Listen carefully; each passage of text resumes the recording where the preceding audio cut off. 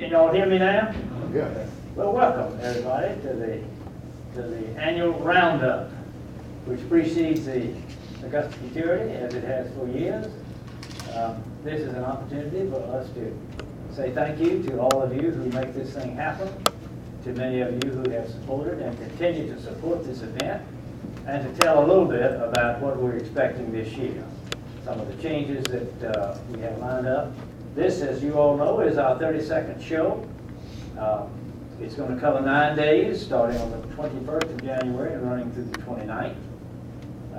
We're doing something slightly different this year. We're using the Hippodrome in North Augusta for the first 4 days of the show for the go-rounds. That's the go-rounds of the 4-year-old contest and the 5- and 6-year-old contest, both open and non-pro. Then on Thursday, we're moving everything to the James Brown Arena downtown. At the Hippodrome, we will use the heated and the covered arena over there, and the open arena will still be used for practice as it has in the past. This accomplishes a couple of things for us. First of all, it means less loading and unloading for the contestants, a matter about which they have complained in the past, and a matter about which we have been sensitive. Secondly, it saves us some money. Let me say a word about cutting nationally. As with so many other things in our society, cutting has been affected by the lack of discretionary spending.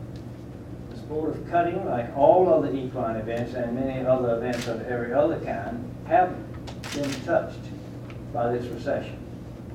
Horses are not bringing as much as they were. There are not as many horses being sold. There are not as many horses being bred. There are not as many shows. There are even some shows that are not going to continue. So the sport has been affected. Pete's number is about 25%. That's his estimate. I'm not sure what the exact number is, but I can tell you that this recreational event is not as dynamic and as healthy as it was about 3 or 4 years ago. I think it'll come back as the economy comes back, and you all read the same things that I read. I'm looking for about a year in 2011, and I think that we're going to see how the economy begin to come back little by little and bit by bit. I also need to say that there are a lot of other cutting horse shows that have come onto the scene in the last several years that are closer to Texas than we are, which means that a lot of professionals elect to go to those shows that are closer home so they don't have to drive the distance over here. And I think that's affected us somewhat too. At any rate, with the things we've done, we've consulted with our board members. We have a lot of wonderful friends who are cutters who come from the West and show in our show. We've consulted with them, and we've come up with this package of changes which we hope is going to help us this year.